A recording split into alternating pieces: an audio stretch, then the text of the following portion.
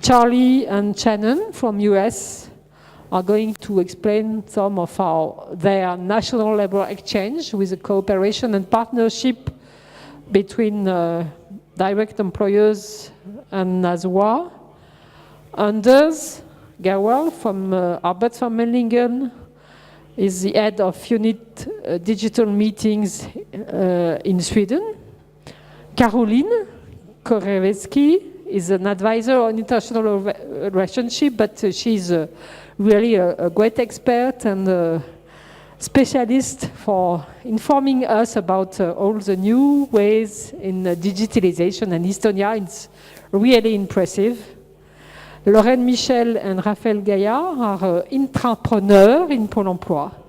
They were counselors and they began with an internal startup in our organization, and they created a new service which is Maintenant, and they are going to explain you what is this process of entrepreneur in Pôle emploi. Innovation, digitalization are combined for new services in our platform, which name is the Emploi Store.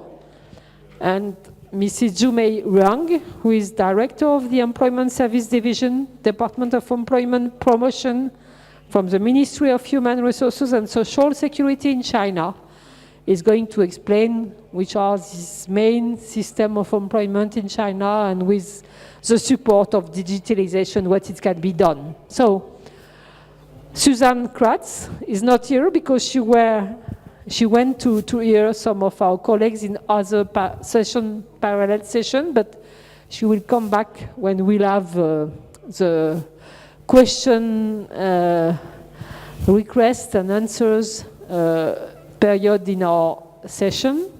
She will report tomorrow on what has been said here, the main debates and your main interest on this development, this improvement in public employment services. So we start with Charlie and Shannon. Thank you for the presentation and give you the floor. Great, thanks Annie. I'm with the National Association of State Workforce Agencies representing the United States. The publicly funded workforce system in the United States of America operates at 3 different levels.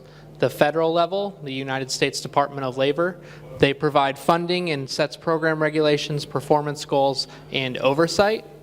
State workforce agencies, that's who I represent, that's who I work for. I work for all 50 states and the 3 territories in the United States. Our members, the states, administer programs, provide systemic technology framework, and coordinate local outlets of service. And then the 3rd level is our local level, and they offer various mixes of program services in American job centers, as we call them.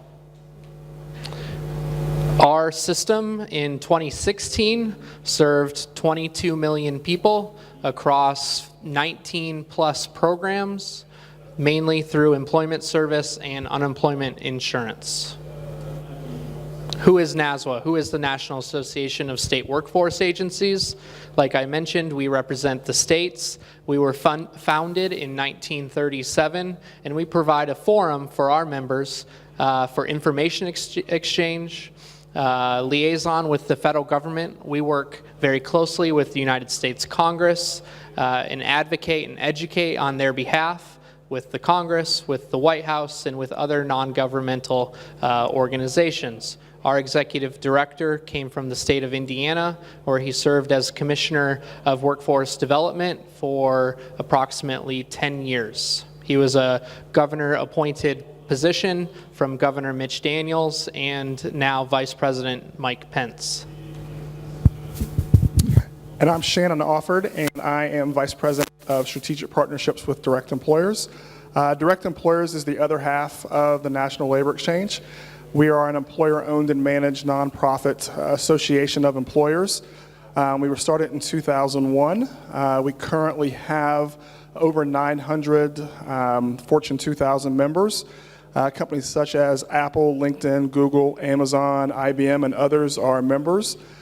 The reason the association was founded in 2001, many of the employers who were members at that time were worried about the escalating cost of online recruitment. So they felt like they were paying some of the big commercial job boards way too much money, and felt if they joined with other employers that they can build tools and technologies that would allow them to recruit more cost effectively. We've got some pretty large partners besides our relationship with NASWA. We work with the U.S. Chamber of Commerce. We work with the National Association College of Employers, and also with other federal agencies.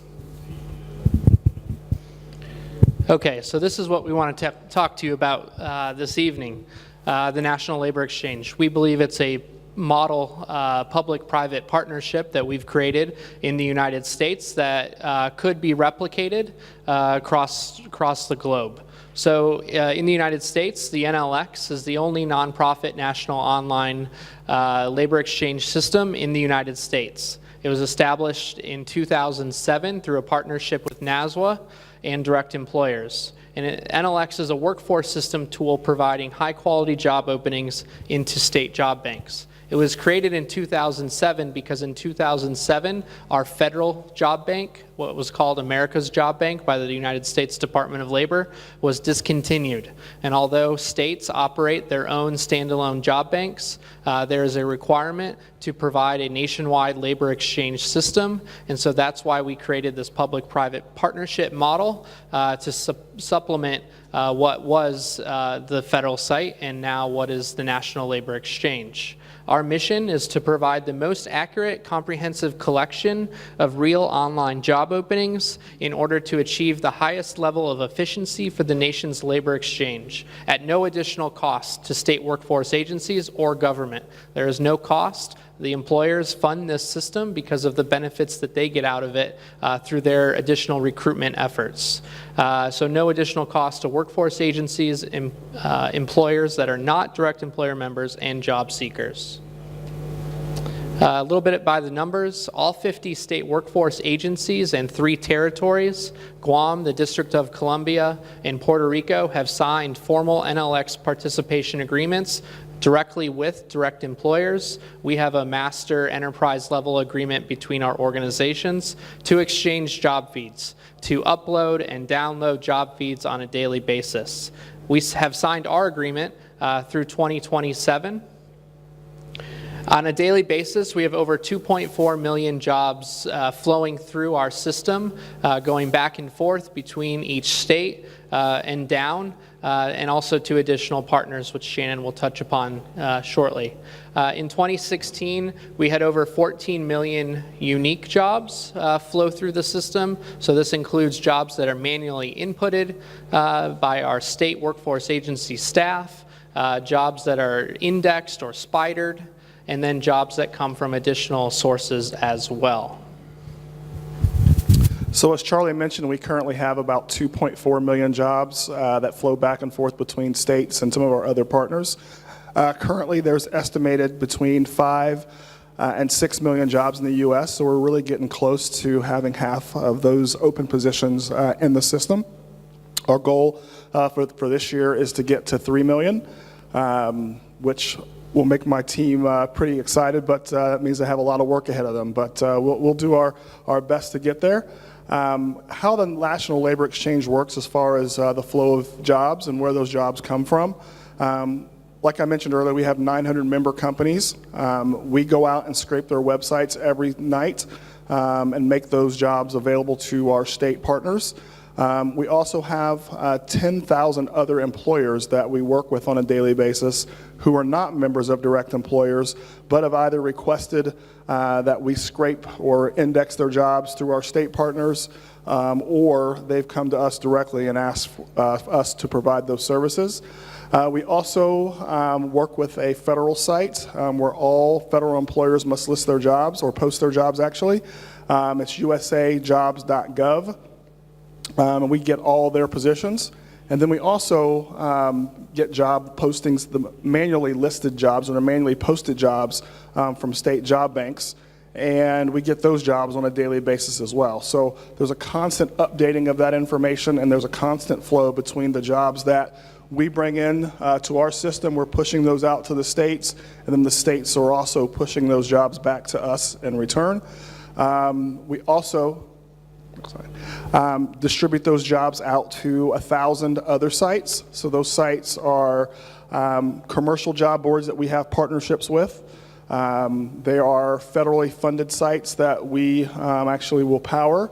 They're college sites as well as sites for veterans and individuals with disabilities. One of our major partners that we just signed 2 years ago was LinkedIn.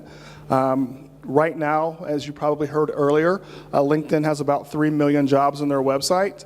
We're actually providing between 500 and 600,000 of those positions on a daily basis. So we're a considerable amount of the job postings that are in LinkedIn system.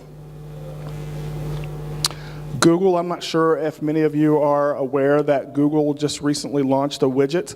When you go out and do a search on Google right now, at least in the US and Canada, the widget will pop up and it will show individual job listings. We worked with Google on helping them develop that a few years ago, and now we're able to get our job listings or job postings actually into Google's index, and most job searches around the globe are actually starting on Google. Next. So there's many benefits to the states. Those benefits are increasing the number of high-quality job openings in their state job banks. They can't manually post or get all the job openings in their states, and so we provide them the mechanism to do so. Going out and buying job content is cost prohibitive.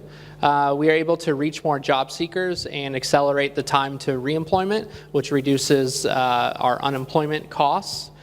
We have great data around the whole system, including views from job seeker and tracking traffic patterns. With those analytics, we're able to see where job seekers are going to apply. And what we're told from employers is that they see a significant amount of their not only traffic but hires from state workforce agencies as well. And then in the United States, we have certain requirements of federal contractors, companies that hold federal contracts. And so this is a mechanism for those companies to get that compliance.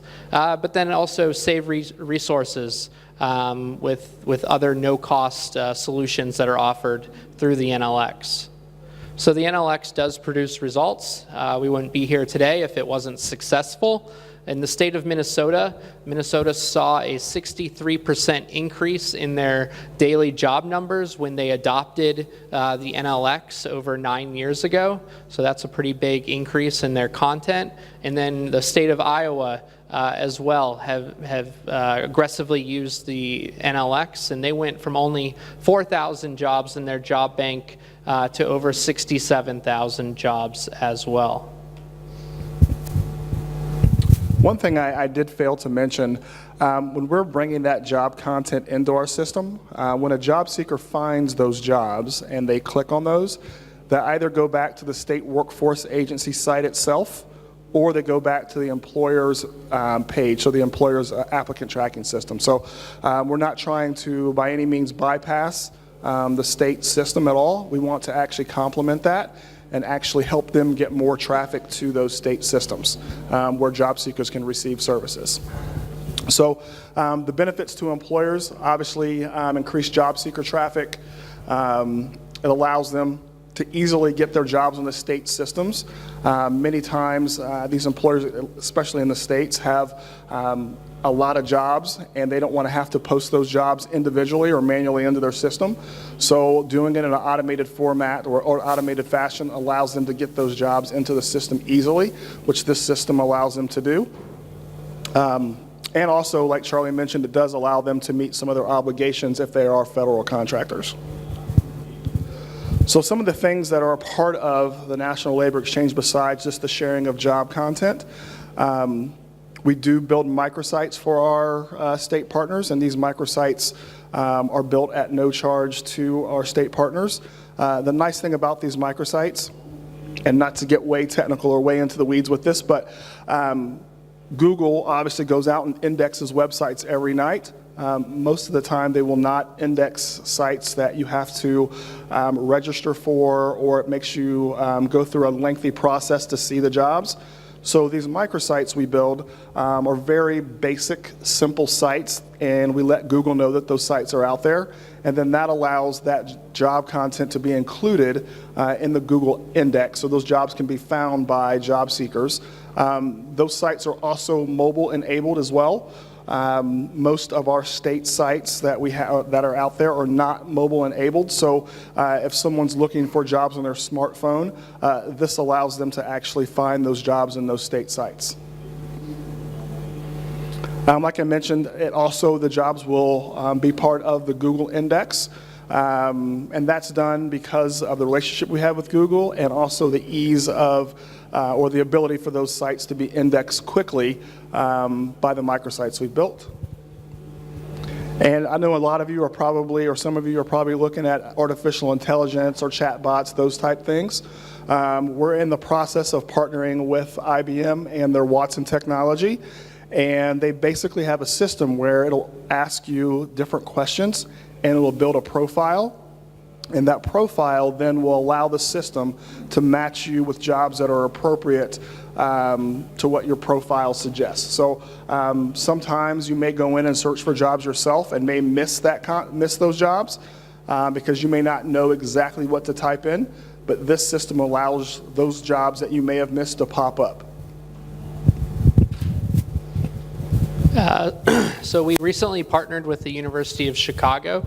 The University of Chicago has a robust data analytics team that focuses on workforce development.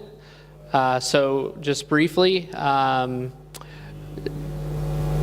will jump into, because we're running out of time.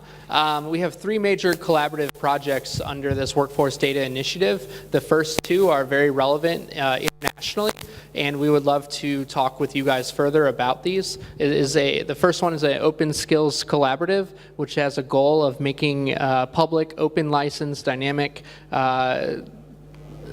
platform of skills, competencies, occupations, and so they're using robust data analytics to solve for that. The funders of that are JP Morgan Chase and the Lumina Foundation, and then also a job registry collaborative with the United States Chamber of Commerce, Google, LinkedIn, and others. And the goal of that is to make it easier for job postings to be open and searchable on the web, which is what the NLX allows. And so they are looking for international partners, and so would love to talk with you guys further about that afterwards. And we are looking to replicate this in other countries, so if you're interested or have questions, please let us know, as we do want to expand this to countries across the globe. So, thank you.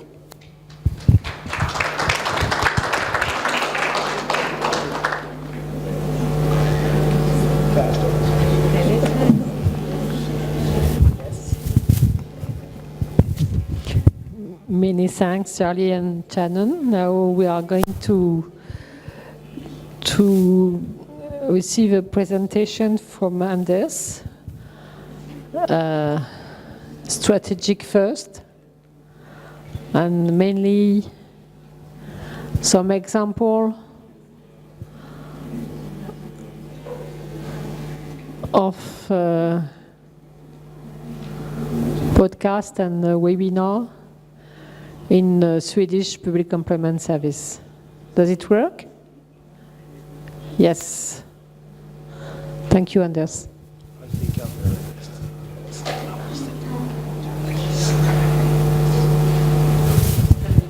Yes.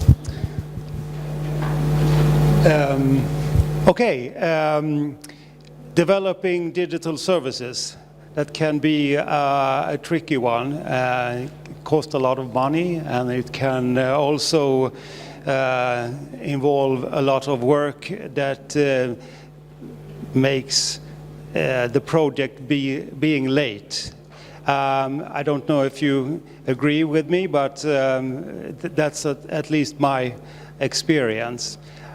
Today I want to share with you some really easy technology that we've been using, 2 examples, and it's easy to use both for us and for the customers. We are just using technology that's already existing and combining that in a new way. And this makes it very cost effective because you can pretty much start this in 1 or 2 days.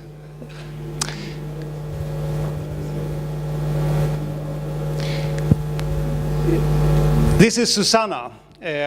Susanna is one of my co-workers. She came to me 2 years ago and she said, Anders, I want to start a podcast. And I said to her, well, Susanna, what is this podcast going to be about? And she said, well, I was thinking of addressing the target group job seekers and talk about different subjects that you can different subjects connected to job seeking. And I said, well, Susanna, I don't think that the unemployed have time enough to download a webcast, a podcast and listen to it. So, but she said, Anders, it just cost us a few €100. We need a microphone, and I will help you to provide a license. So just go on, don't hesitate. And I said, okay, Susanna, try it. But I don't think this is going to be a success.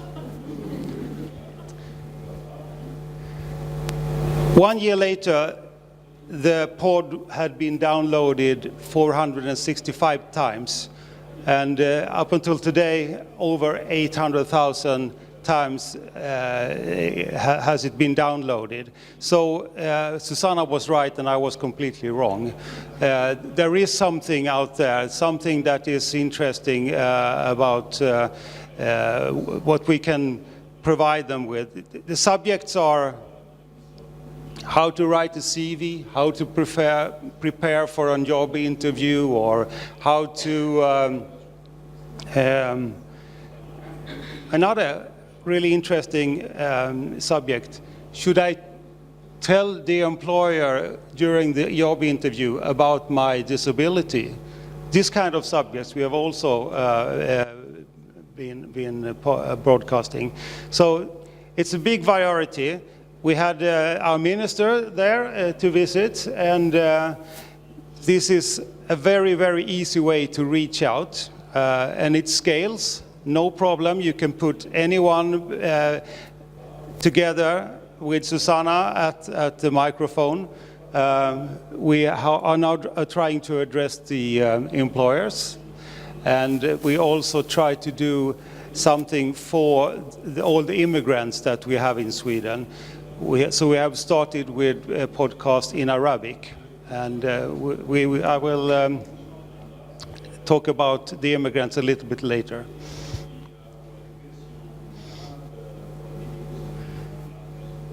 So this is the other technology I was going to share with you, our webinars. How many know what a webinar is? Hand up. How many have participated? Okay, good. Well, it's basically a webcast where you give a lecture or a seminar, and then you can interact with the person who's doing the presentation through a chat, a live chat, and you can also interact with the other people in the live chat. Again, we started in very, very small scale from one idea that we put on paper till we had a few camera and a microphone, and we started. And after that, we realized that the target group that we were addressing, the young people, the group between 18 and 25, they weren't interested. We tried and tried and tried, but they didn't listen, they didn't participate. Instead, it was people much older that started to be interested in the webinars. Today we have a little bit more of equipment. It looks more professional, but it's still a very low cost. So why are what is great about webinars? Well, I can tell you a few things.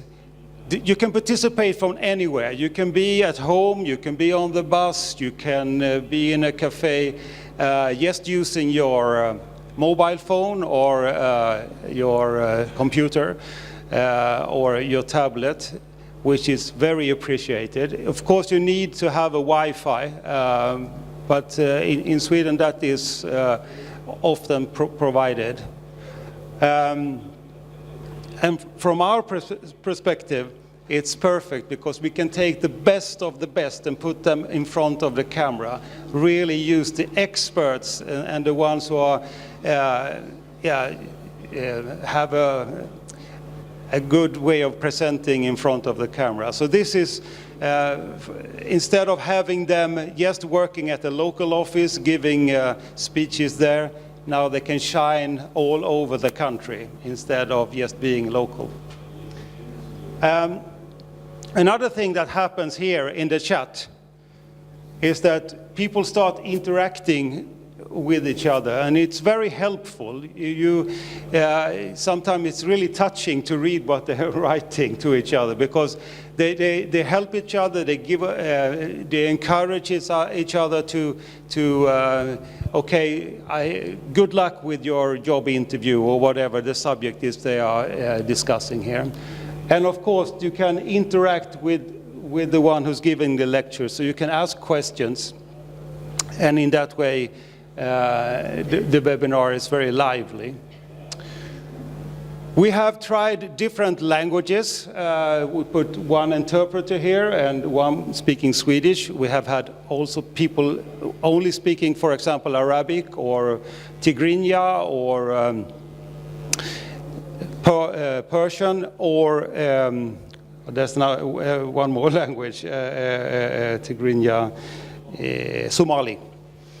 These are the big groups, immigrants at the moment in Sweden, and to help them to enter the labor market, we have decided to start giving information in their mother tongue to start with. So Arabic, we have tried a lot.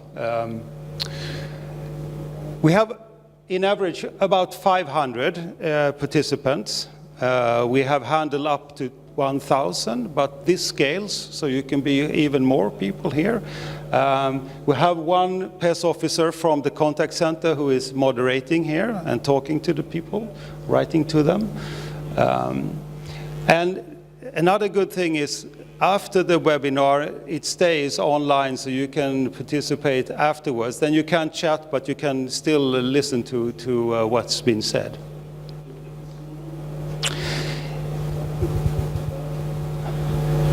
And check this out.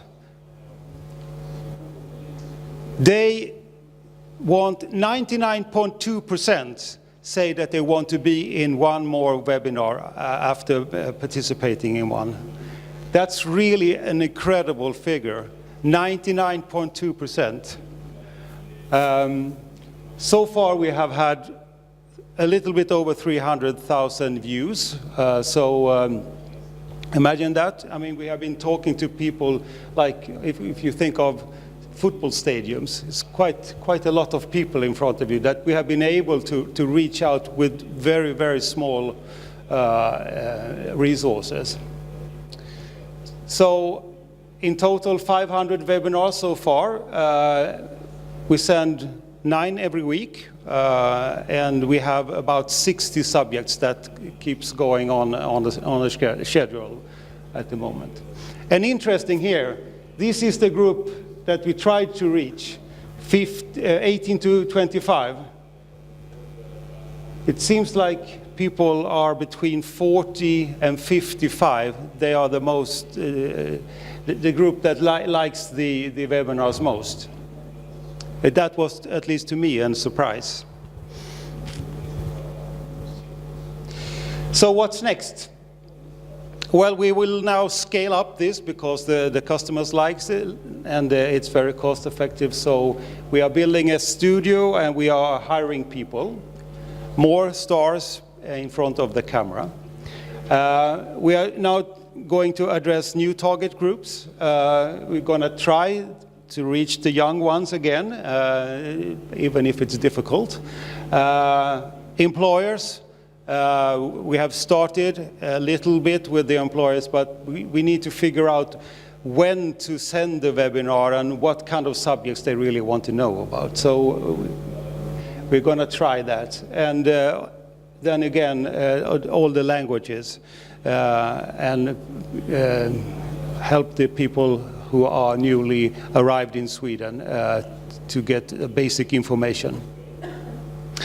Then we will combine it with our services on the website. The self-service, after you, for example, have done an interest test, you can go get recommended to participate in a specific webinar, or the other way around. After you finish your webinar, we can point out certain places on the website where you can get more information. Since we have been creating so much content, it's a little bit starts to get difficult to find it and to get orientated among all these webinars. So that's why we now are creating a new service called Arbetsförmedling and Play. The idea comes from Netflix. So the idea is to, if you have watched one webinar, you will get recommended by the system to watch another one, because based on what the system knows about you and your behavior, then we will give you some advice that way. Last one, these are the something that I've been really holding on to, because very soon people inside the organization realize that this is a way to communicate inside the organization for educational reasons and to have managers talking to each other and so on. But I have held on to the resources and let the customers take benefit of the resources so far. But now, when we scale up, this will be, I think, another area that we will be using it. So, how will this fit in with the rest of the services at Arbetsförmedlingen? Well, we are moving towards digital first. This means that we are moving from face-to-face meetings at the local office towards digital meetings held by the PES officer at the contact center. We are also, of course, moving the whole thing towards self-service, because that's where you can really save resources. And these resources are, the idea is to let the people work at the local office, for example, work with the employers, spend more time with the employers, and also the people who are a little bit further away from the labor market, who need some extra assistance.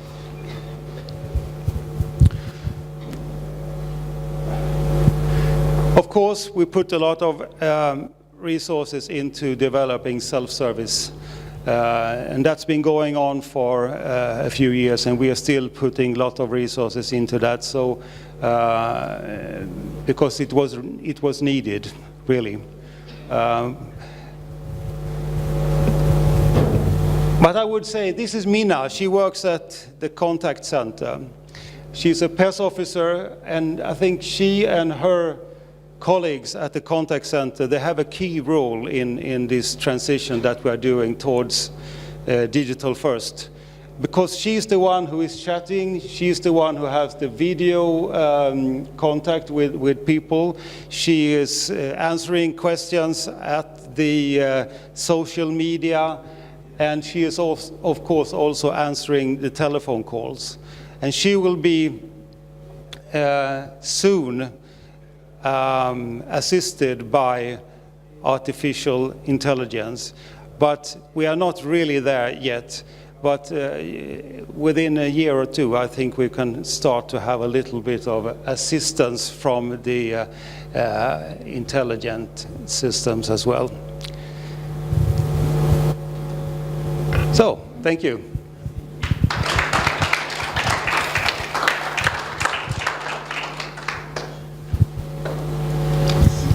Thank you very much, Anders. Caroline is going to present the big, huge journey of digitalization in public employment service in Estonia.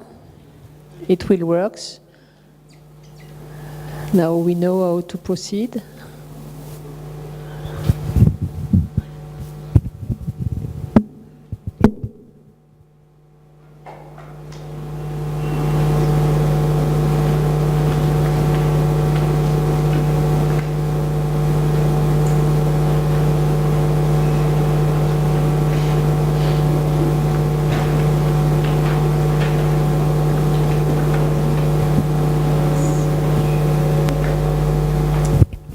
So, hello everybody, my name is Caroline and I come from a small country, Estonia, which is nowadays pretty well known for its e-governance and online services. I'm gonna present digitalization a little bit from the different angle than the previous presenter and look at how it is possible to automate and digitalize your work processes in your PES. When Estonian government started building an information society about 2 decades ago, there was no digital information collected about our citizens. It was our government's will and decisions to invest in IT solutions and to take this information technology route. So it all started in 1996 when the government established the Tiger Leap Foundation. It was an educational program, ICT program for schools, and over the years this educational program expanded to adults as well. And this really created also the needs for modern online services. So how has digitalization impacted our public employment service? At first, I would like to show you one video which illustrates the backbone of eEstonia. It's called the X-Road that interconnects different public and private databases in Estonia. I hope this video works this time. I tried to be smarter and more innovative to get the sound to you. Running a modern state is a data-centered endeavor.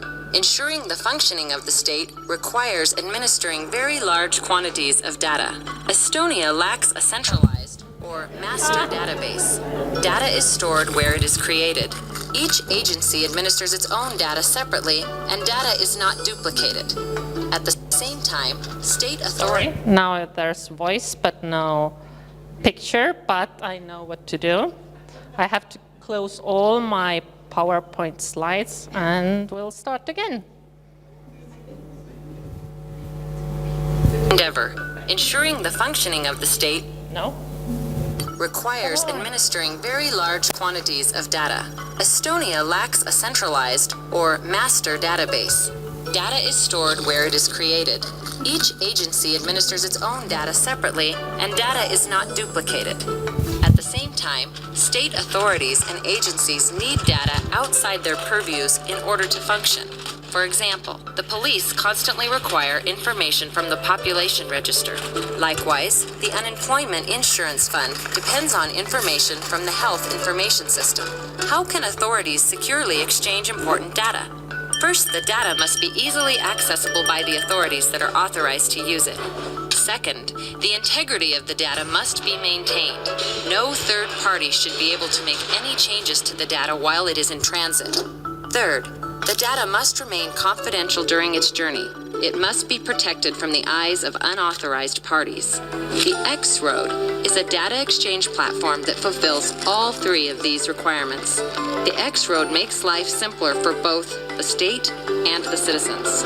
For example, when a child is born, information about the birth is sent directly from the hospital to the population register. From there, it is sent automatically to the health insurance fund so that the child will have health insurance and a family physician. This prevents the creation of excessive paperwork and saves time. The state functions in the background. The X-Road helps authorities make work processes more convenient. Many activities can be automated, which frees employees to deal with matters that require human involvement. Authorities also don't have to worry about the authenticity of data. They can be confident that data received from the tax board definitely originated from the actual tax board. Additionally, the X-Road can be used regardless of what technology an authority uses. For the state, the X-Road, above all, makes it possible for authorities to efficiently exchange data among themselves. Sensitive information moves securely, and the system itself is so resilient that it cannot be easily brought down by those with malicious intentions. Since the birth of X-Road in 2001, the system has operated continuously without interruption. The X-Road helps the state see the big picture of how different authorities are connected to one another. In addition, the X-Road makes it possible to exchange data not only within the country, but also across national borders. That is, of course, if databases and information systems are working properly.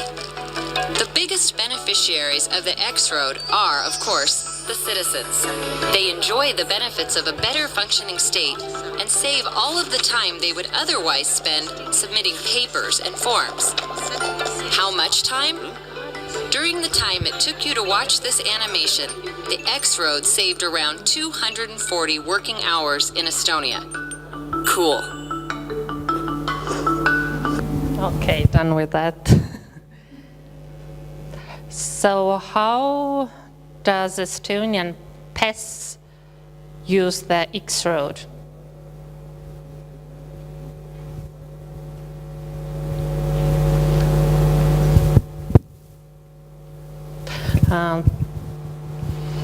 So this is our data exchange with other different public institutions. We have 26 different registers connected to our system, which means that we automatically receive different kind of information we need. In the middle, there are our three main information systems, one for the measures and services, one for the benefits, and the third one for workability assessment and payment of workability benefits. Estonian PES is one of the biggest X-Road users in Estonia. We make 1.4 million requests from different databases per month.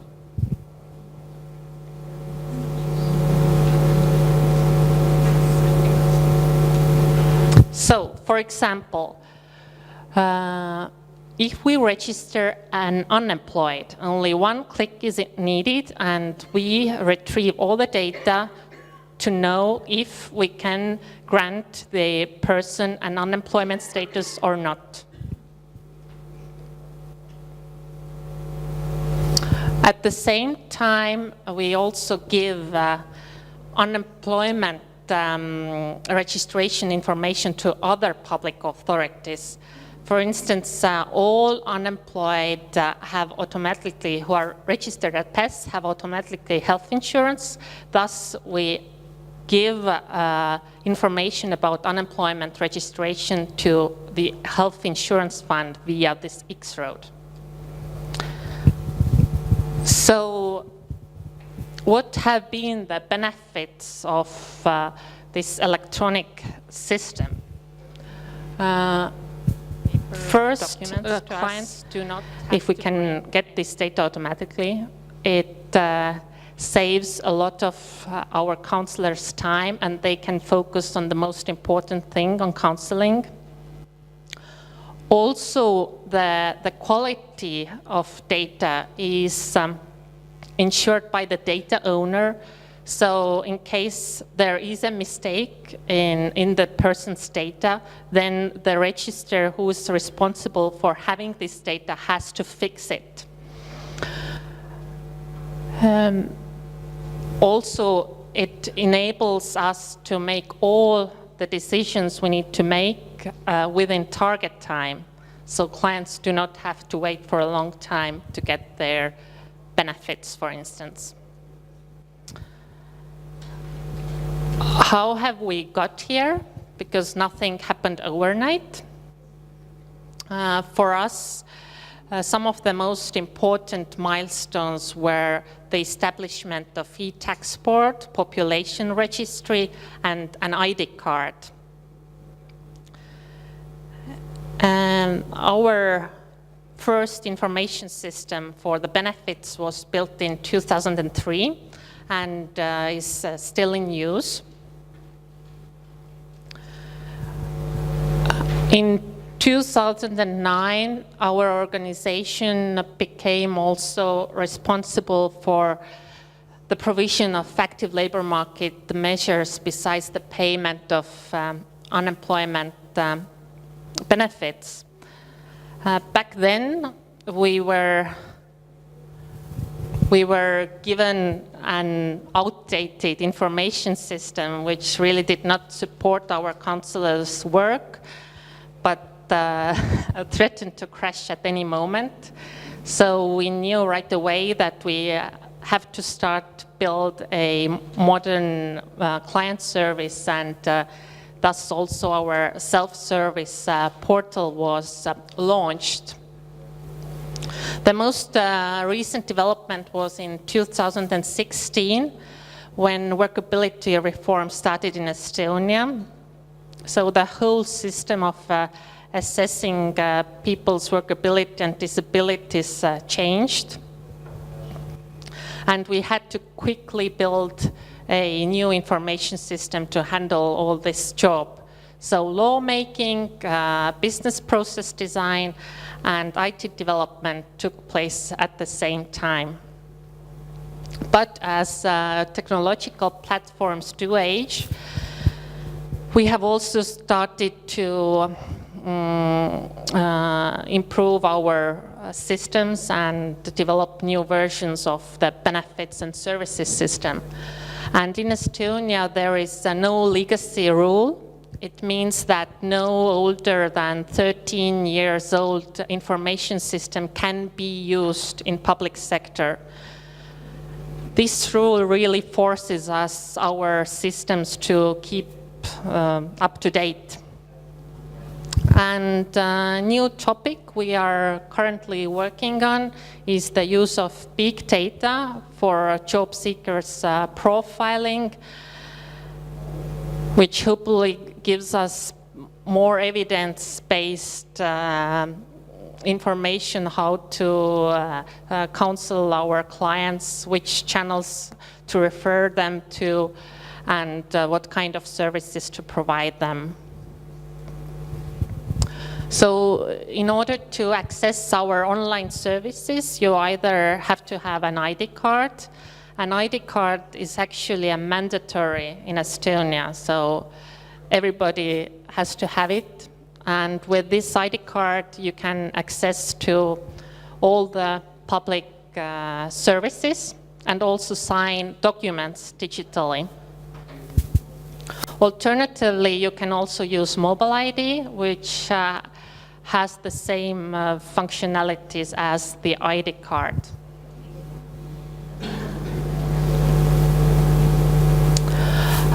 Our strategy from the beginning has been to do more with less, and it means that we do not aim to just automate, automate our services, but we try to provide the best possible services as digitalized as possible. We have created different channels for communicating with our clients. All our services are designed by the business side. So the business side is also responsible for developing our IT services. And in this process, we use agile development methodology. It means that we can really quickly and flexibly respond to any issues that might arise during the course of the development of IT services. And we can really, at the right time, to correct any mistakes that have happened. And in the end, it saves time and money, and we get well-functioning IT system. One example how to do more with less. In 2003, when handling and proceeding the unemployment benefits applications, we only used information about wages via X-Road system. In 2007, we also started to use information about unemployment insurance. Then since 2014, it is possible to apply for your unemployment benefits online.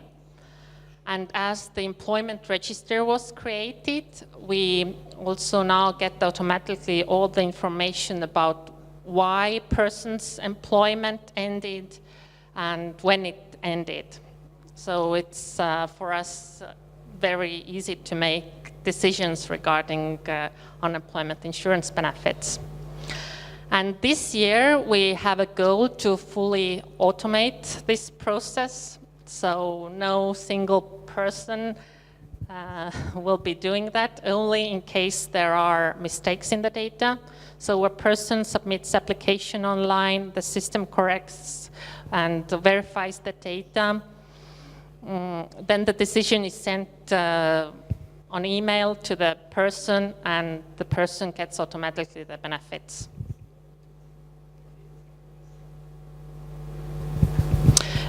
A shift from manual to electronic process is that we can have really low numbers of full-time specialists working on handling the unemployment benefits. And it saves a lot of time. Our goal is to spend less than 1 minute per single case when it comes to handling unemployment benefits.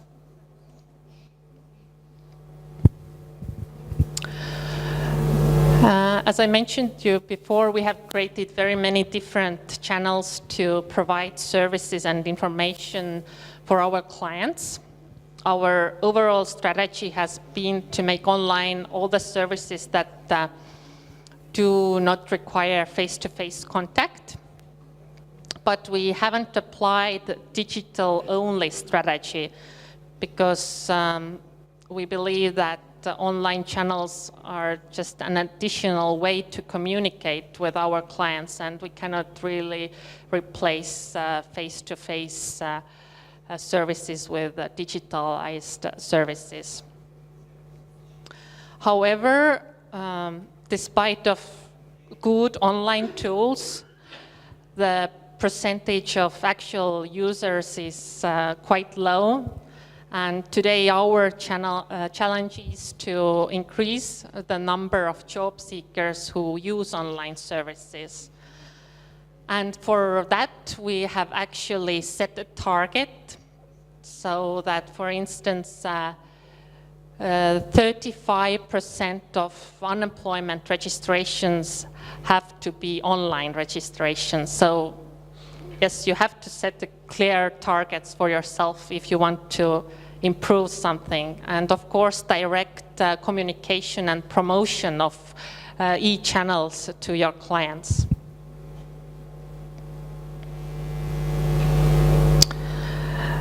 So the essence of business-led service design, what we have to keep in mind that nobody else can design online services for us. It's not our IT department or external company, but the actual product owner and business side who know the service and knows what they want to achieve. So in our development team, there are always people who know IT, who know the services and who know the law, and all together we can get a well-functioning system in the end.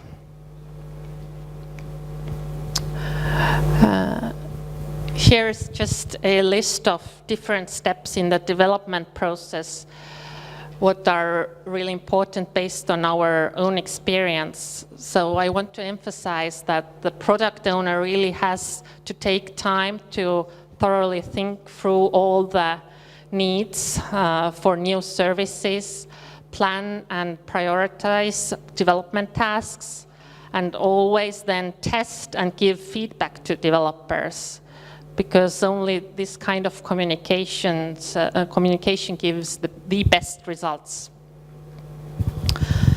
What are the next steps for us?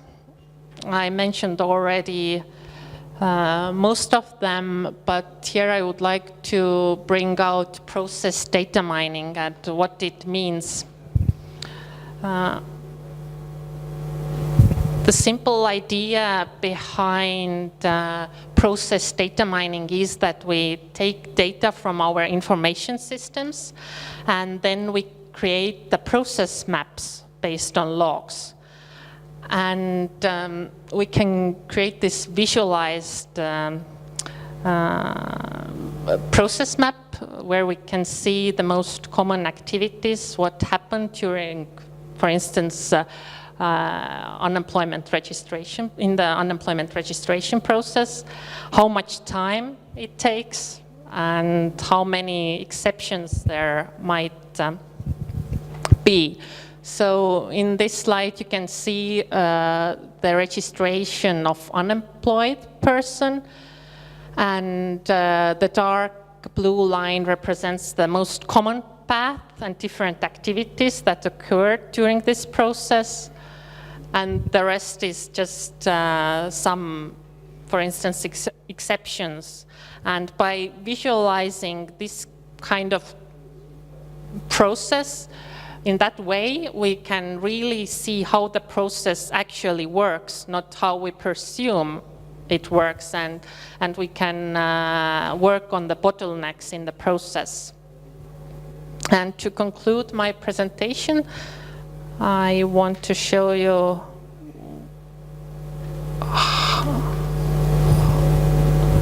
how you can even put motion into the picture. So these pink dots are single cases moving. Some cases are moving faster than the other. So our analysts, for instance, have to analyze why is it so that some cases move faster than the others. So this was just a sneak peek what we are currently working on. I hope everything was easy to understand, and looking forward to the questions in the end. Thank you.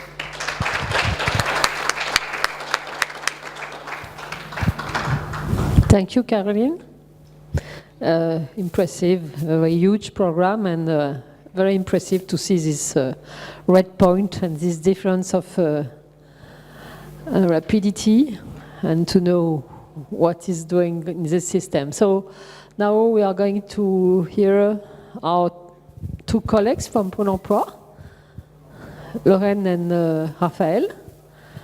They are going to explain what is the system of entrepreneuriat, and how with this internal startup we are able in Pôle emploi to create new e-services. Thank you. Oui.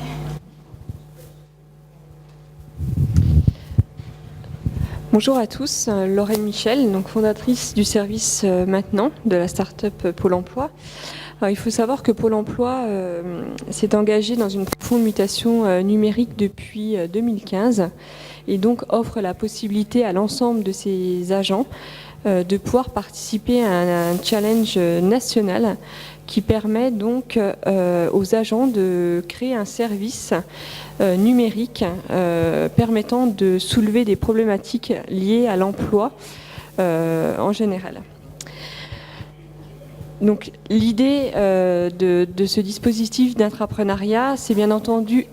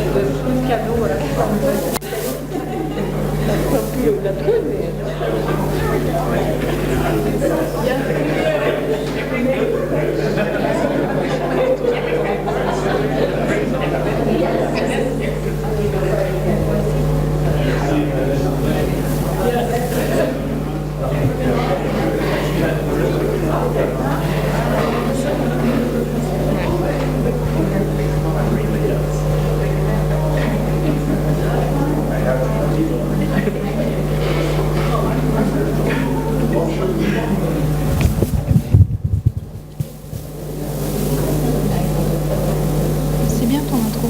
Oui, c'est mieux quand même. Ah oui, je pars pas dessus.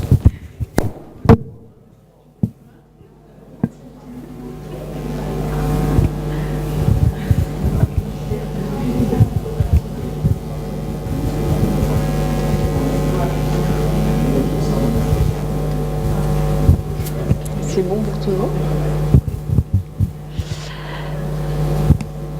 Ah, demande à Annie. Annie, c'est bon, on peut reprendre. Tu penses que... Oui. Donc comme je vous le disais donc, tout à l'heure, Pôle emploi s'est engagé dans une profonde mutation numérique depuis 2015 et propose donc à l'ensemble de ses salariés de pouvoir en fait proposer des idées sur une plateforme qui s'appelle Innovation. Donc c'est un challenge qui est organisé une fois par an, donc un challenge national qui permet donc à des conseillers ou à d'autres personnes de pouvoir donc proposer un service numérique lié à l'emploi partant de problématiques de terrain. C'est ainsi que moi j'ai eu la chance en interne donc de pouvoir créer une start-up et de la développer donc avec une équipe resserrée donc de 5 personnes, donc avec Raphaël qui est mon binôme, business développeur, un développeur informatique, un coach et un UX designer. Donc Pôle emploi en fait a pour objectif donc de créer des startups internes et également pouvoir référencer donc des services de l'emploi sur la plateforme, d'enrichir en fait cette plateforme de l'Emploi Store qui propose donc aujourd'hui plus de 320 services répartis sur 6 thématiques. Alors les éléments clés du dispositif d'intrapreneuriat auquel donc j'ai participé et que j'ai remporté donc en 2016 permet donc de pouvoir faire émerger donc des équipes, des petites équipes agiles pour pouvoir donc en un temps réduit, c'est-à-dire en 6 mois, pouvoir permettre de proposer un service numérique en ligne en prouvant en fait la valeur ajoutée du besoin des utilisateurs. Ensuite, une notion clé aussi du dispositif d'intrapreneuriat, c'est bien entendu de laisser carte blanche à ces startups pour pouvoir développer donc le service, pouvoir également communiquer avec les services support internes de la direction générale, de pouvoir également avoir des relations donc tous les 6 mois avec son sponsor, c'est-à-dire lui faire un point sur les évolutions du service. Permettre aussi à l'intrapreneur de pouvoir aller régulièrement sur le terrain, mesurer le service, notamment les attentes, si elles correspondent bien aux besoins des utilisateurs. Au bout de ces 6 mois, donc, il y a une revue de performance donc, avec le sponsor, le directeur général de Pôle emploi, qui nous donne son go ou alors son no-go pour poursuivre ou pas l'aventure de la start-up. Dans le cas où il permet à l'entrepreneur de poursuivre le développement de la start-up, le sponsor a la possibilité de réinjecter des fonds pour la start-up et ainsi d'agrandir les équipes de la start-up. Et pour finir aussi, ce programme d'entrepreneuriat propose un lieu physique à l'ensemble de ces start-up pour pouvoir se rencontrer donc une fois tous les 15 jours sur Paris et pouvoir se challenger entre équipes et pouvoir davantage comme ça développer nos services en interne.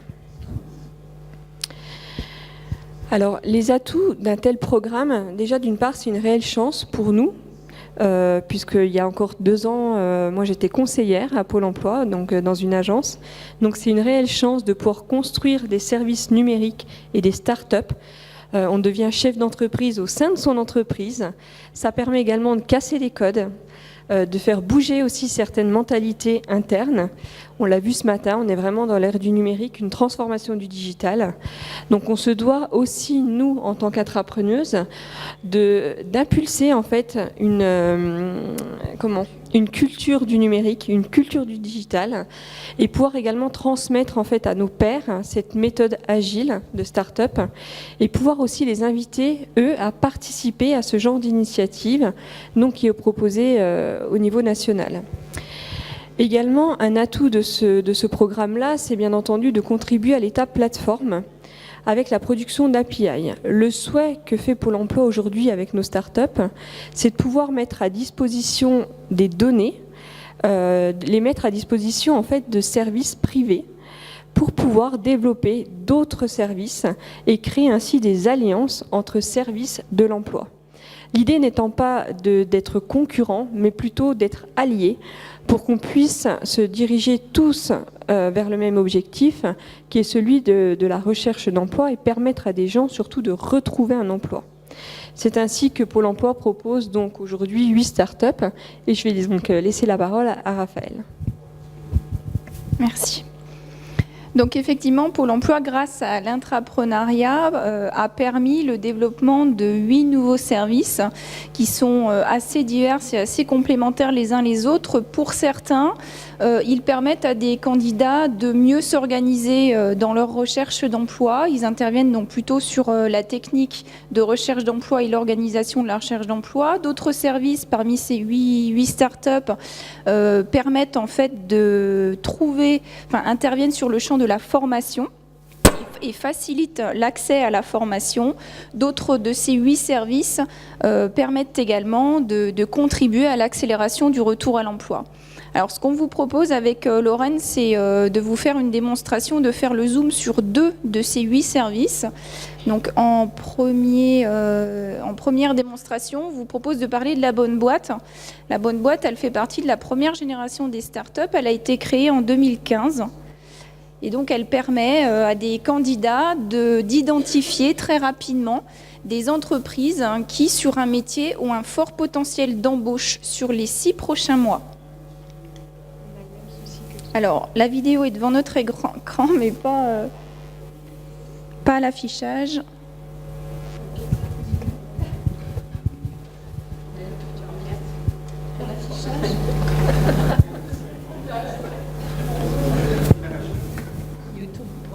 Voilà, donc il y a ça.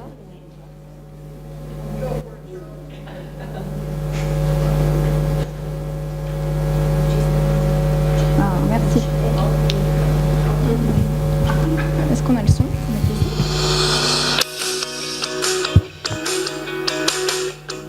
Vous pensez avoir tout essayé une fois vos candidatures aux offres de votre secteur envoyées ? Et non, il est temps pour vous d'envoyer des candidatures spontanées. Et on a souvent l'impression de chercher une aiguille dans une botte de foin sans être sûr qu'il y en ait une. N'envoyez plus votre CV au hasard.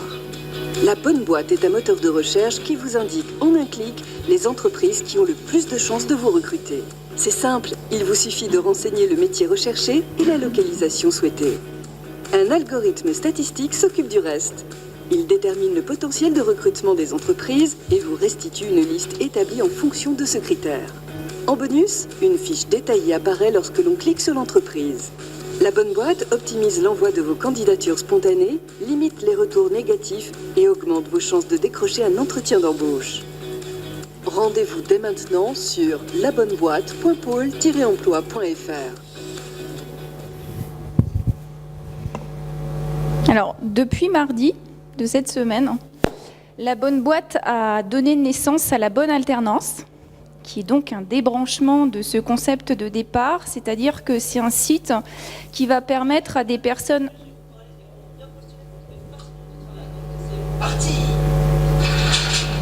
C'est quoi ça? Éteins. Donc en fait, la bonne alternance, il permet vraiment à des jeunes notamment d'identifier les entreprises qui vont avoir un fort potentiel d'embauche à recruter sur le contrat en alternance, et ça va leur permettre ainsi de vraiment cibler plus facilement les entreprises dans lesquelles il faut qu'ils fassent leur candidature.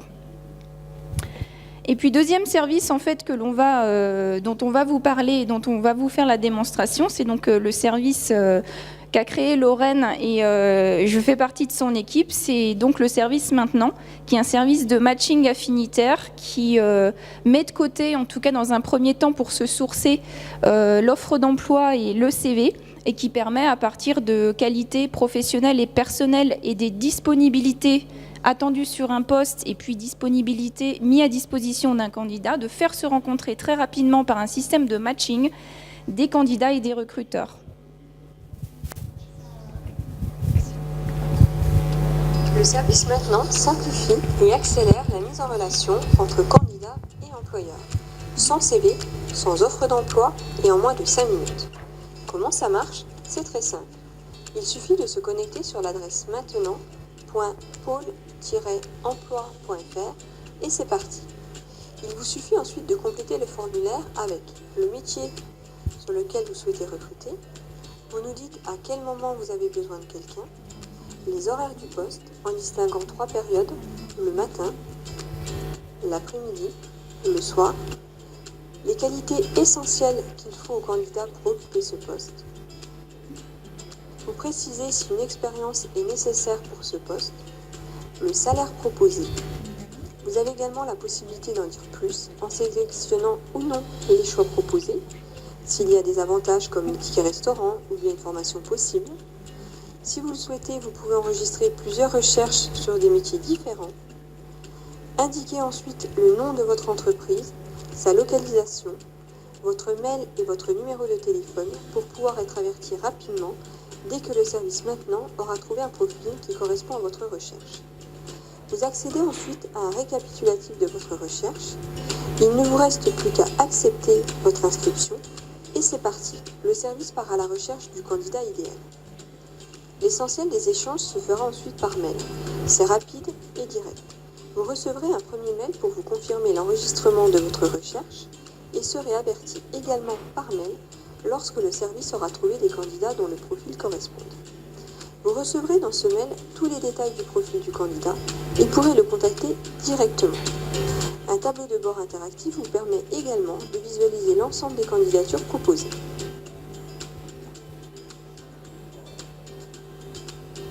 Il vous suffit ensuite de compléter le formulaire avec le métier que vous recherchez, les 4 qualités qui font de vous le bon candidat, préciser si vous avez de l'expérience ou non sur le métier, votre lieu d'habitation, le rayon kilométrique sur lequel vous recherchez un emploi, le salaire que vous souhaitez percevoir. Vous pouvez vous inscrire sur d'autres métiers si vous le souhaitez. Indiquez ensuite vos disponibilités pour travailler plutôt le matin, l'après-midi, le soir, votre disponibilité pour la prise de poste, votre prénom, votre mail et votre numéro de téléphone qui seront très importants pour que vous puissiez entrer en contact avec un employeur. Et si vous êtes prêt, le service Maintenant, c'est parti. L'essentiel des échanges se fera ensuite par mail. C'est rapide et direct. Vous recevrez un premier mail pour vous confirmer l'enregistrement de votre recherche et serez averti également par mail lorsque le service Maintenant aura trouvé un employeur dont la recherche correspond à votre profil. Vous recevrez dans ce mail tous les détails de la demande de l'entreprise et pourrez la contacter directement si vous êtes intéressé. Si toutefois une proposition vous paraît frauduleuse, alertez-nous immédiatement en cliquant sur ce lien. L'équipe maintenant se mobilisera immédiatement pour traiter cette alerte. Pas besoin de CV, pas d'offre d'emploi. Le service maintenant, c'est rapide, c'est direct, c'est chouette. Alors ce service que vous venez de voir, en fait, c'est un service qui est adapté à toutes les cibles, puisqu'en fait, ce n'est pas un service qui a été pensé seulement pour les demandeurs d'emploi. C'est un service aussi qui permet également à toute personne à la recherche d'un emploi. C'est-à-dire, ça peut très bien être un étudiant, ça peut être aussi un salarié qui est à la recherche de compléments de salaire, ou alors quelqu'un qui veut simplement changer de carrière aussi, c'est également possible.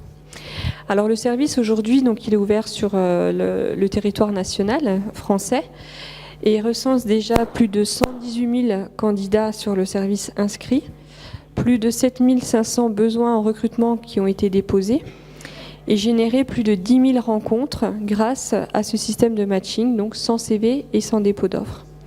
Alors nos objectifs pour les 6 prochains mois, d'une part, c'est de pouvoir couvrir les 6,8 millions d'embauches en France en proposant ce type de service, c'est-à-dire aujourd'hui le service maintenant propose 46 métiers dans différents secteurs d'activité. Au départ, l'idée était plutôt de s'intéresser aux secteurs peu qualifiés, voire saisonniers.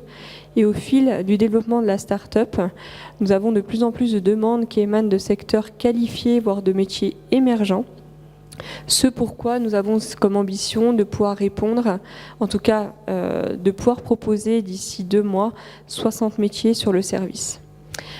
D'autres objectifs également, des objectifs plutôt marketing. On a comme ambition de pouvoir travailler aussi l'intelligence artificielle du service, puisqu'aujourd'hui ce service nous permet d'obtenir beaucoup de data dans le sens où on peut analyser le comportement des utilisateurs, c'est-à-dire avec ce nouveau référentiel de qualité qu'on a sur maintenant, on peut voir si les qualités techniques sont toujours autant demandées par les employeurs et par les candidats. Et puis par la suite tirer le fil donc des références des nouvelles qualités. D'autre part aussi, ce qu'on souhaiterait, c'est pouvoir proposer des usages au public notamment éloigné ou du moins en difficulté avec les outils digitaux. Et puis également, bien entendu, pouvoir répondre aussi aux demandes des utilisateurs, puisque c'est tout le concept aussi de l'agilité et de la start-up. Voilà.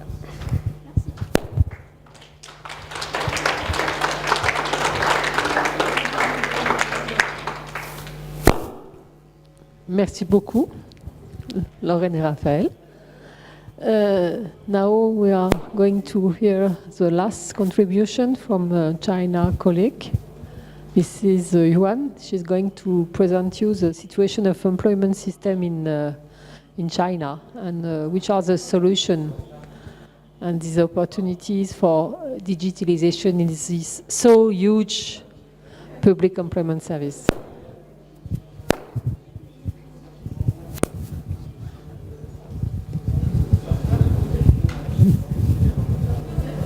Okay, thank you.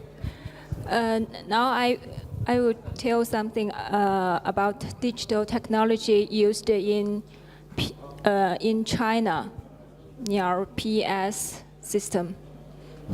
First of all, I want to give you some figures about employment in China.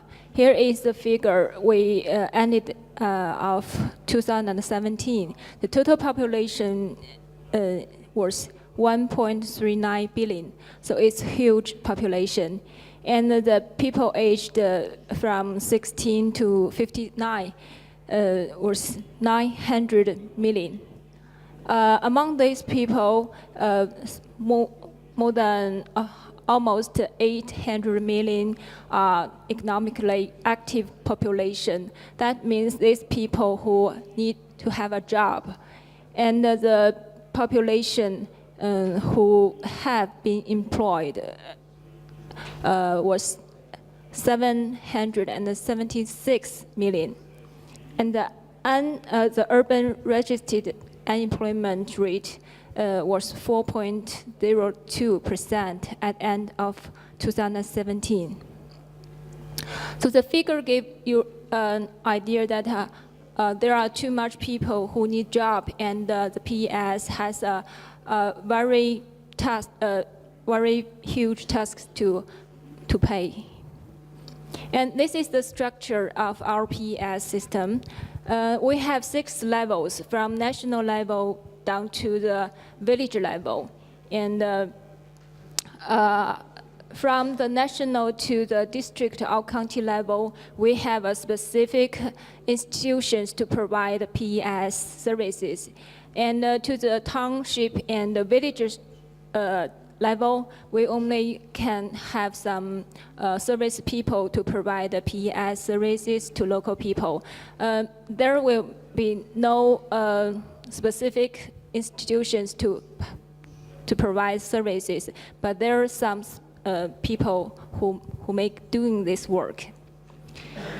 And actually, there are a lot of changes in our PES system. First, the target group of PES has changed a lot. Our PES developed from in 1998, the late 1990s. At that time, China, the government is doing its reform on the state-owned enterprises. So there are a lot of laid-off workers. And at that time, there are 30 million laid-off workers need to be placed by the government. So at that time, we developed our PES system to help these people to get work. But now we face more people to get our service. Generally, they include normal job seekers and the unemployed people, the youth and the rural migrants, and other special groups. And from areas, we expanded our service from urban to rural area. That means the whole country is in our service. So in order to provide more services in a large scale, so we try to develop a lot of information technology. In a lot of places, they use different ways to provide their services. You know that China is a big country, and there are huge differences between cities. Some cities may have more money and more advantaged technology, but in some rural and poor areas, they may use very traditional way to provide their services. And in the advantaged places, they use different ways to provide services, such as they can provide information through LED screen in the offices, and they also have some self-service machine, and the job seeker people can go to the machine and help themselves. Although we have a website can give more services such as policy information and job vacancies, job fair information, and also some information about job guidance or career planning. We also have different ways such as email and a telephone hotline, and also short message to give specific information to different people. And now, because of the mobile internet used a lot, so we also developed some apps and other channels through smartphone. And here you can see the WeChat. And the WeChat is a very good way to spread our information, to spread our services. And here is another figure. You can see that nearly more than 700 million people are internet users. Among them, 753 million people are mobile internet users. That means half of the people, half number of the people in China use smartphone. And so many places, they developed apps and some WeChat channel to provide their PES.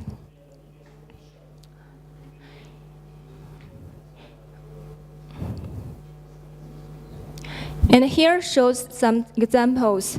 For the left side, you can see different brand, and they are each brand are one WeChat, one WeChat, and it's from Shanghai city. And the left side is published in on the website. There are code, and you can sweep the code and to get into the WeChat channel. Of course, not all places use this channel in China, but I here want to give you some examples that local people do. The first one is a normal one. It's in Chongqing city, and here you can see a column, which means that you want to find the jobs. And the second column is you can enter the column and you can find different job vacancies. And the third one, you can see the detail of the job vacancy. You can see the name of the company and which place, which vacancy they have, and how much money they pay for the salary, and what is the detail of the vacancy. So it's a very traditional way to give the traditional job vacancy detailed information through WeChat channel to publish. This is a traditional way, but I want to give you another example on Shanghai. And you know, Shanghai is a very modern city in China, and very technology used. And Shanghai had used the WeChat channel to organize their 乐业上海, that means happy work in Shanghai.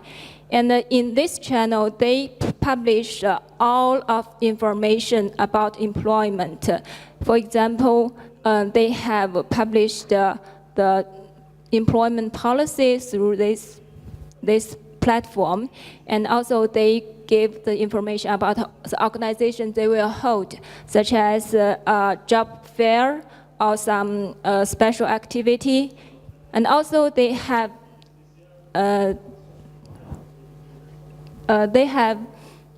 a channel on employment. But here I want to introduce is about their report part.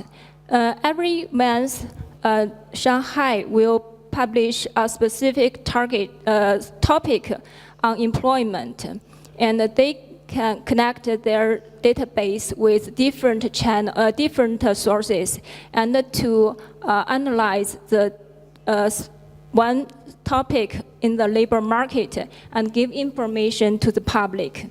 For example, you can see the figures here. For the left, upper left, that shows from 2011 to 2016, the changes of demand in the market. That figure only from the PES side, not the whole labor market. And the downside of the left, that shows the different salary, average salary from the first industry, second industry, and the third industry. And the right line shows the change, the increase of the salary. And also the right side, the upper side is wage change in the housing industry. And the downside is the graduates who signed the contract, and the different color shows how long the contract is. For example, the green one shows the that the graduates sign contract from 2 year to 3 year, and the orange color means that 25.6% of graduates who sign contract from 1 year to 2 year. And here's another kind of figures. And all these figures, they get the information, they get the data both from the PES and some figures from other government departments. And all this information published to the public to show the change in the labor market. And both for the employer and for the employee, they can get this information to decide what kind of industry they want to join in and what kind of salary in the society. And this is important to them to choose a job. And for the employers, they can know what's the change in the labor market and help them to make more rational recruitment. And here I want to emphasize that the digitalization of the information technology is a way to help us to ease our service delivery. But we should focus on the contents of our service. If we cannot get this data, the technology is not helping us, and it's not good for us to provide through it. So we should focus on our PES target. We should focus on what kind of service we should provide, and we should focus on the information we held and to let these resources to be helpful to the job seekers and the employers. So that's all. Thank you.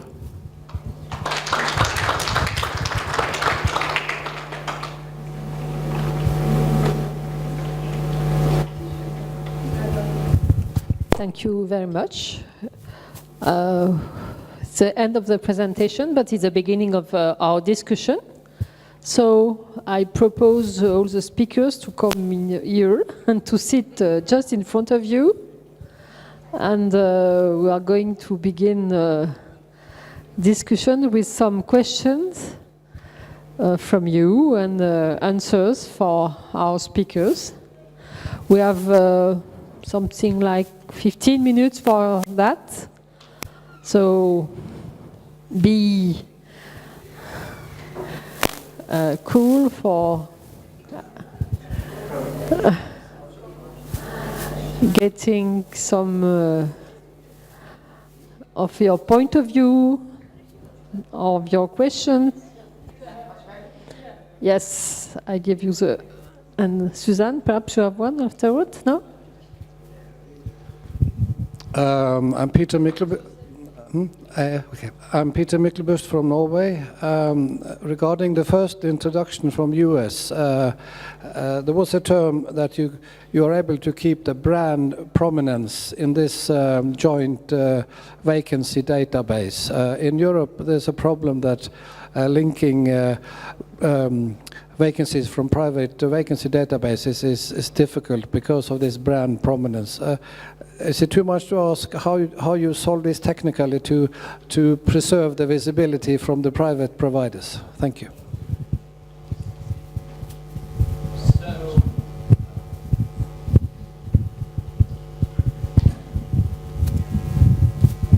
Other question then? Yes.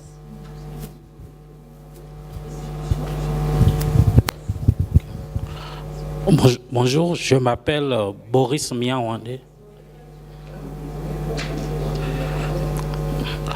Bonjour, je m'appelle Boris Miawande. Je suis de l'Agence nationale pour l'emploi du Bénin. C'est l'Afrique de l'Ouest. Bon, j'ai une question, c'est de savoir comment est-ce que vous obtenez les retours sur les recrutements des entreprises pour pouvoir générer les statistiques liées à l'insertion professionnelle.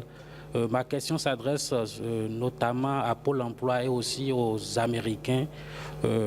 Parce que lorsque vous avez vous utilisez des systèmes de matching automatique où les demandeurs d'emploi sont redirigés directement vers les entreprises, comment est-ce que vous avez les statistiques sur les recrutements que font ces entreprises-là réellement? Nous avons ce problème-là au Bénin et je voudrais avoir votre réponse. Merci. Merci. Thank you. Other questions? So we are going to first US. So, in terms of the first question, when we launched the National Labor Exchange in 2007, one of the biggest concerns from the states was that they would lose job seeker traffic because we would be taking away job seekers from their state job banks. But what you need to remember is for the job distribution to the additional syndication partners, when a job seeker finds a job on the different networks, the job seeker is taken back to the original source. And so if the job content came from the job bank, they will be taken back to the job bank to apply.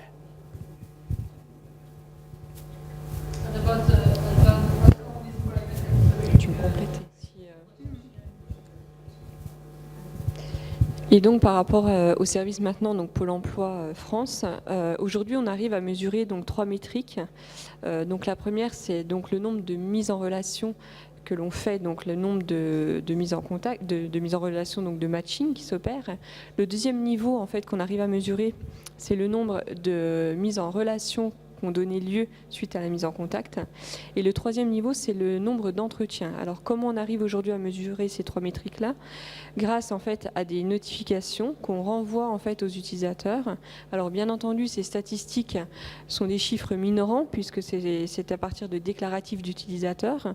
Donc il faut savoir que vous pouvez les retrouver donc sur notre site dans la rubrique statistiques. Et d'autre part aussi, étant donné qu'on a cette base de données aussi des utilisateurs, ce qu'on souhaite, en tout cas le chantier qui est actuellement mis en place, c'est de pouvoir faire du croisement de données avec les DPAE, donc les déclarations préalables à l'embauche, ce qui nous permettrait en fait de pouvoir recroiser entre l'entreprise et le candidat qui a été embauché. Mais ça, en tout cas, c'est un chantier qui est en cours.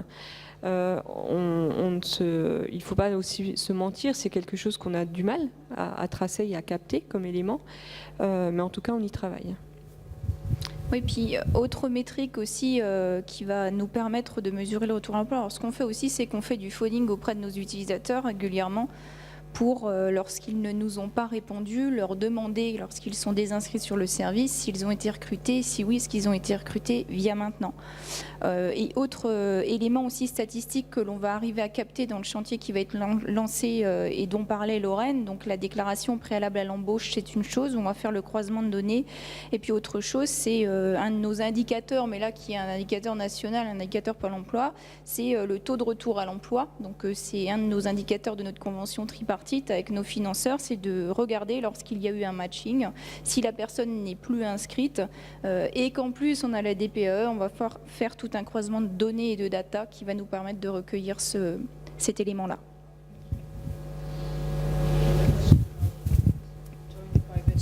So one thing I think a lot of the states are starting to realize several years ago when we actually launched the National Labor Exchange, that you're not going to get all job seekers going to a publicly funded site. So their thought was, if we can get those same jobs that are in our system onto the commercially operated sites and then have those job seekers go back to the state systems, that was a win for them. So that's kind of how we worked around that. It's worked out really, and the analytics as well, because we do have a pretty robust analytics platform that allows the employer and the states to see where that traffic is coming from. The commercial sites like that content because they weren't able to get it before. So the fact that now they have it in their systems is a win for everyone. So it's worked out really well. Matter of fact, I'll just real quick. So direct employers actually partnered with Google first because they wanted jobs from our employers. When they found out that we work with the states, they were extremely excited because they weren't able to get that content before because those systems are so complex that they weren't able to get into those systems and scrape those positions. But since we had gone out and built the microsites like I mentioned, now they were able to get that content that a lot of other people didn't have. So they were extremely excited about working with both organizations. So.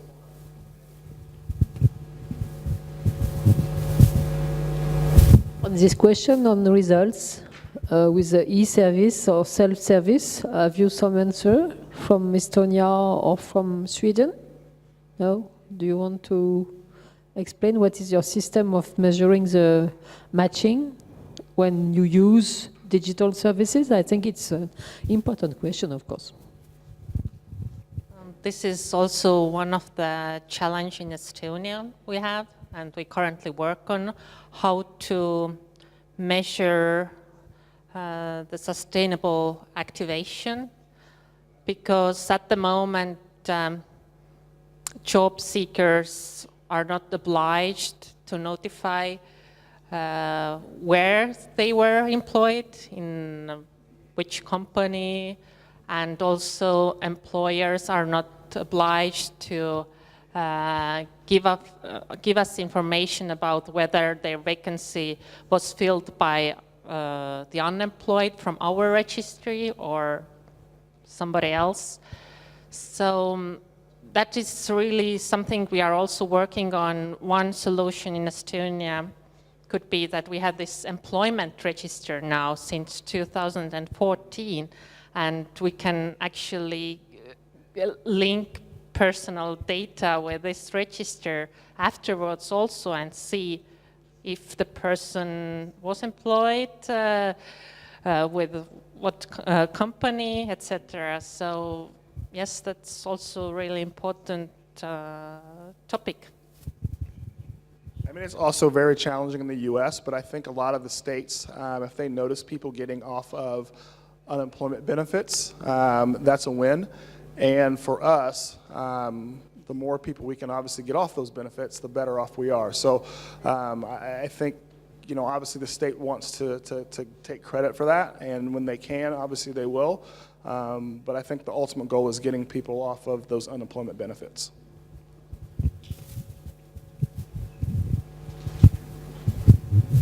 Thank you. Have you other question, Michael?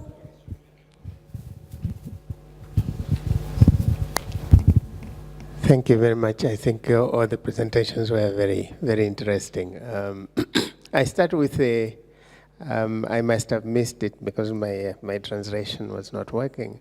But with regards to the two systems that you presented, Bolabonboat and Maintenant, I was just wondering, do the people register again after they have? I'm sure they would have registered already on Polonbois. Now, to access this service, do they do another registration? And if they do, how do you link them to the registration that they had already made at Polonbois in the first place? Or these are new registrations? For Estonia, I think it sounds to be a very, very good system. But if other countries are trying to develop, you know, such a system, what would be the procedures? How would they be able to develop a system that is linking up, particularly the X-Road, that is linking different, you know, data systems? What started first? Because it's a challenge really to get, you know, we get queries where we get, you know, that we're being asked to help them to connect, you know, services, from example, from the immigration to get the credentials from immigration, to get credentials from Ministry of Education, so that the employer should not go through that process again. But it's really a challenge. How did you do it, and how does it work? Thanks.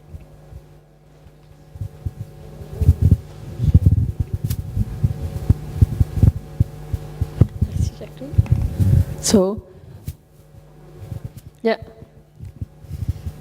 Ah oui, pardon. Donc par rapport au service, J'ai une oreille en moins.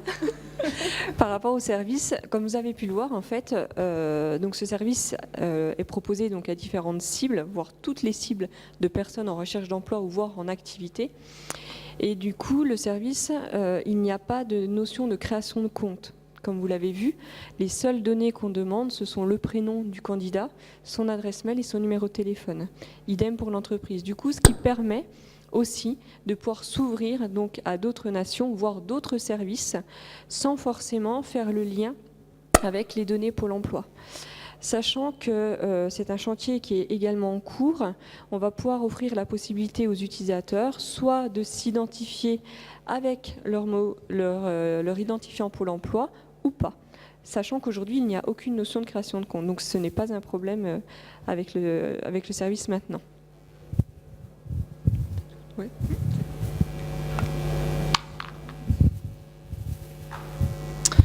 Okay, the success behind e-governance in Estonia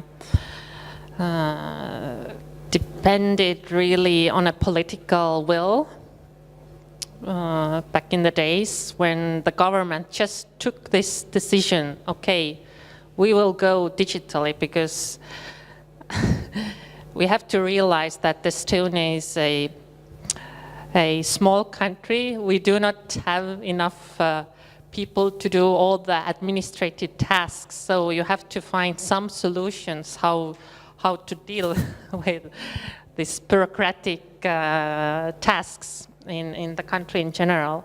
So first of all, really like political will, then legislation, of course. You have to have laws that regulate this kind of e-governance and also, for instance, data protection. And then you have to gain trust, population, citizens' trust, that they see that the system works well. Their, I don't know, identity is not stolen or the data is not somehow used in a not good way. So yes, it takes some years because it does not happen overnight. But these were the steps we took in Estonia to move towards this e-governance. Thank you, Caroline. One last question, because I think it's time now. Have you some question, or are you really tired? L'interprète, yes. doit aussi se reposer. So I think we can stop now. Really, many thanks. I think it was really a good session because of your contribution. Thank you very much. Have a good day.